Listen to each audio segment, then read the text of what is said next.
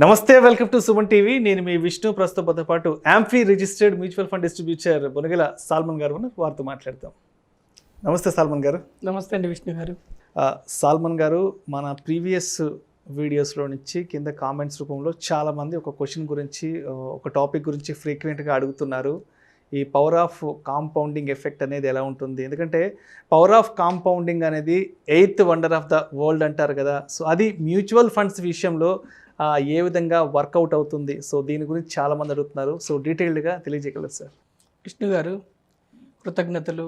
Suman TV యాజమాన్యానికి కృతజ్ఞతలు. First Vishnu గారు, మనకి మ్యూచువల్ ఫండ్స్లో రిటర్న్స్ కాంపౌండ్ రిటర్న్స్ అంటే CAGR, compound annual growth return, ఆ విధంగా లెక్కిస్తారు. అంటే చక్రవడ్డీ. అంటే ఇప్పుడు కాంపౌండ్ రిటర్న్స్ అంటే ఏంటంటే విష్ణు గారు, 100 రూపీస్ మనం పెడతాం. సపోజ్ ఒక 10% వచ్చింది అనుకోండి, అంటే 110. సెకండ్ ఇయర్లో 110 మీద మళ్ళీ వచ్చే పర్సంటేజ్ ఆ విధంగా లెక్కేసి, అంటే వడ్డీకి ప్రిన్సిపల్కి యాడ్ అయ్యి మళ్ళీ దాని మీద వడ్డీ, అది కాంపౌండ్ రిటర్న్. అయితే మ్యూచువల్ ఫండ్స్లో గ్యారంటీ ఉంటుందా? ఫస్ట్ ఇయర్ వచ్చిన దానికి మీద లెక్కేయడానికి గ్యారంటీ ఉంటుందా? ఉండదు. మ్యూచువల్ ఫండ్స్లో are subject to market risk, guarantee ఉండదు. కానీ returns calculation CAGR, compound returns వైజ్గా క్యాల్కులేట్, అంటే 15% రిటర్న్స్ వచ్చినాయి ఒక 10 ఏళ్ళ కంటే, మొదటి సంవత్సరం 15% వస్తే ప్రిన్సిపల్కి యాడ్ అయితే, రెండో సంవత్సరం మళ్ళీ దాని మీద 15% వస్తే, అలా 10 ఏళ్ళ పాటు వస్తే 15% వస్తే దాన్ని CAGR అంటాం అన్నమాట. ఆ విధంగా మ్యూచువల్ ఫండ్స్లో మనం క్యాల్కులేట్ చేస్తాం. అయితే విష్ణు గారు, సామాన్య మానవులకు అర్థం కావడం కోసం CAGR, compound return long term ఉంటే, మనకి మన ఆల్బర్ట్ ఐన్స్టీన్ గారు ఏం చెప్పారు, compounding is the 8th wonder of the world. అది ఎలా అన్నది మీకు ఎగ్జాంపుల్తో సహా చెప్తాను. ఫస్ట్ విష్ణు గారు, ఫస్ట్ సిప్పు నెల నెల కట్టే సిప్పు, నెలకు 5,000 కట్టే వ్యక్తి మొదటి 5 ఏళ్ళు, మొదటి 5 సంవత్సరాలు ఇన్వెస్ట్ చేశారు. 15%, నేను 15% ఎగ్జిబిషన్ ఇస్తున్నాను. ఎందుకంటే గత 40 ఏళ్ళ నుంచి సెన్సెక్స్ 15 to 17% రిటర్న్స్ ఇచ్చింది కాబట్టి 15% ఎగ్జిబిషన్ ఇస్తున్నాను. ఇవి రావచ్చు, రాకపోవచ్చు, కానీ మనం జనరల్గా ఉదాహరణకి అర్థం కావటం కోసం 15% ఇస్తున్నాం. గత 20 ఏళ్ళ నుంచి ఉన్న funds, most of the funds 15, 16, 18, 20 వరకు కూడా రిటర్న్స్ ఇచ్చాయి. సపోజ్ మంత్లీ 5,000, 5 సంవత్సరాలు, నెలకి 5,000, 5 సంవత్సరాలు ఇన్వెస్ట్ చేసిన వ్యక్తి 5 సంవత్సరాల్లో అంటే 3 లక్షలు కడతాడు. 15% వస్తే విష్ణు గారు 4,36,000 వస్తుంది. ఓకే, 15% అయితే 15%. మొదట 5 ఏళ్ళు అంటే ఎంత ఎక్స్ట్రా వచ్చింది? కేవలం 1,36,000 మాత్రమే వచ్చింది. రైట్. ఓకేనా? అంటే మనం ఏమనుకుంటామంటే, ఇంకొక 5 ఏళ్ళు ఎక్స్ట్రా కడితే, కట్టేది 3 లక్షలు, ఇంకొక 3 లక్షలు ఎక్స్ట్రా కడితే, అంటే 6 లక్షలు కడితే 4,36,000 వచ్చింది కదా మొదటి 5 ఏళ్ళకి. నెక్స్ట్ 5 ఏళ్ళకి 4,36,000 వస్తుంది, 9 లక్షలు వస్తుంది సుమారుగా అనుకుంటాం. కానీ బికాజ్ పవర్ ఆఫ్ కాంపౌండింగ్ వల్ల మనకేమవుతుందంటే, 5,000 10 years 15% రిటర్న్స్తో మనం 6 లక్షలు కడతాం. వచ్చేది 13,15,000. ఓకే. అంటే మొదటి 3 లక్షలకి 1,36,000 ఎక్స్ట్రా వస్తే, తర్వాత కట్టిన 3 లక్షలకి దగ్గర దగ్గర మనకి 9 లక్షలు ఎక్స్ట్రా వస్తుంది. నెక్స్ట్ 5 ఏళ్ళలో 3 లక్షలకి 9. ఇది పవర్ ఆఫ్ కాంపౌండింగ్ వల్ల.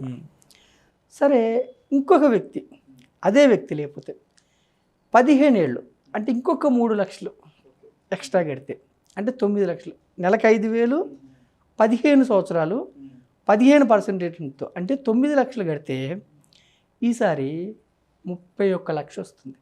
ఓకే. అంటే 10 సంవత్సరాల తర్వాత కట్టే మొదటి 3 లక్షలకి మొదటి 5 సంవత్సరాలు 1,36,000 ఎక్స్ట్రా వచ్చింది.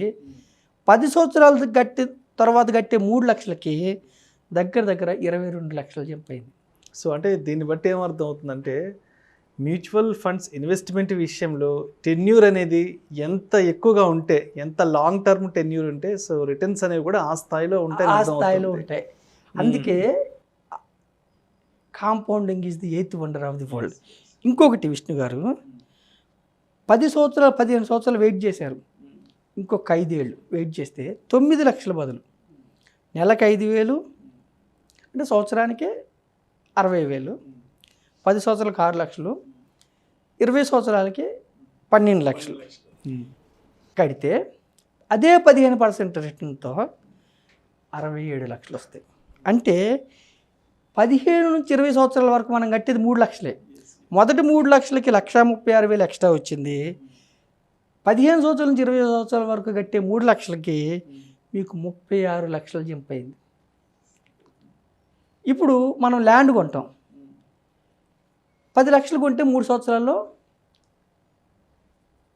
10 లక్షలు అవుతుంది అంటాం, డబుల్ అవుద్దండి. ఇక్కడ కాంపౌండింగ్ వల్ల ఎవరైతే 15 ఏళ్ళు పెట్టున్నారో వాళ్ళు ఇంకొక 5 ఏళ్ళు ఆగితే విష్ణు గారు 3 లక్షలకి 36 లక్షలు వస్తుంది. 5 సంవత్సరాల్లో 3 లక్షలకి 36 లక్షలు వస్తుంది. ఇది వండరా కాదా, మిరాకిలే కాదా? మొదటి 5 సంవత్సరాలు కేవలం 1,36,000, 15% వస్తే కూడా చివరి 5 ఏళ్లలో 36 లక్షలు వస్తుంది. ఓకేనా విష్ణు గారు? సో ఈ అమౌంట్ అంతా అనుకున్నట్టుగా ఈ పెద్ద అమౌంట్ అంతా చేతికి రావాలంటే కూడా ఎక్కడా కూడా మధ్యలో ఆపడం కానీ అమౌంట్ వెనక్కి తీసుకుంటే మాత్రం ఇది మొత్తం కొలాప్స్ అయిపోతుంది. పవర్ ఆఫ్ కాంపౌండింగ్ మిస్ అవుతుంది. చాలా మంది ఇన్వెస్టర్స్ ఏం చేస్తారంటే విష్ణు గారు 10 ఏళ్ళు పెడతారు. నేనేం చెప్పాను, 6 లక్షలు కడతారు, 13 లక్షలు అయింది.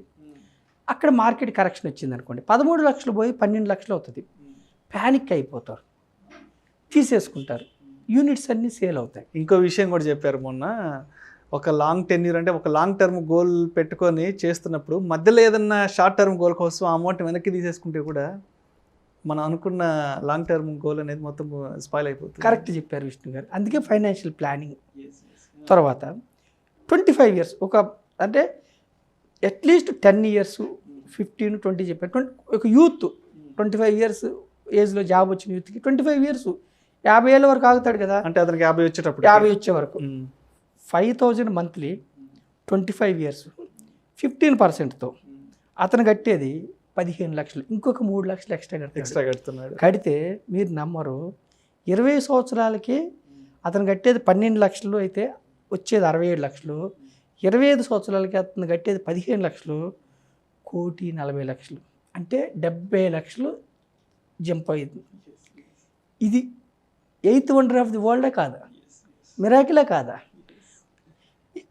ఇది కాంపౌండింగ్ అనేది 8th వండర్. ఇది నేనేం చెప్తున్నాను, గత చరిత్ర ఆధారంగా మ్యూచువల్ ఫండ్స్ ఎప్పుడు గత చరిత్ర ఆధారంగా ఉంటుంది. మరి భవిష్యత్తులో అలా వస్తుందా చెప్పలేము.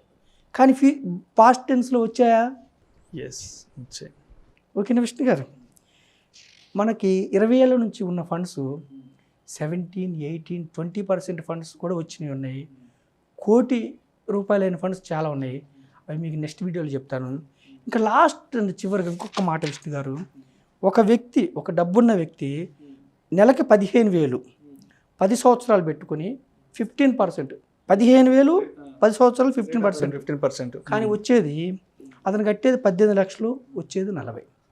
అదే నెలకి 20,000 డబ్బున్న వ్యక్తి బాగా 20,000 కడుతున్నాడు, 10 ఏళ్ళు పెట్టుకున్నాడు, 15%, 24 lakhs కడతాడు, 53 లక్షలు వస్తుంది. నేను సామాన్యమైన మానవుల కోసం చెప్తున్నాను కాబట్టి మనం 15-20 కట్టొద్దు. సామాన్యమైన 10,000 వచ్చే ఎంప్లాయీ కూడా నెలకి 1,000 కట్టండి, 30 ఏళ్ళు ఉంచుకోండి, 15% రిటర్న్తో మీరు కట్టేది 3,60,000, 56 లక్షలు వస్తుంది. సో ఏ విధంగా చూసినా సరే టెన్యూర్ అనేది ఎంత ఎక్కువ పెంచుకుంటే రిటర్న్స్ అనేవి కూడా అంతే స్థాయిలో రెట్టింపు స్థాయిలో వస్తాయి. విష్ణు గారు ఇంకొకటి విష్ణు గారు, 1,000 రూపాయలు 30 ఏళ్ళు అంటే లాంగ్ పీరియడ్ అనుకుంటే 1,000 రూపాయలు 25 ఇయర్స్ ఉండండి, 15% రిటర్న్తో మీరు కట్టేది 3 లక్షలు, 28 లక్షలు వస్తుంది. అంటే 15-20 వేలు కట్టకపోయినా టెన్యూర్ లాంగ్ టర్మ్ ఉంటే మీకు వెల్త్ క్రియేట్ అవుతుంది, జనరేట్ అవుతుంది. So power of compounding is the 8th wonder of the world.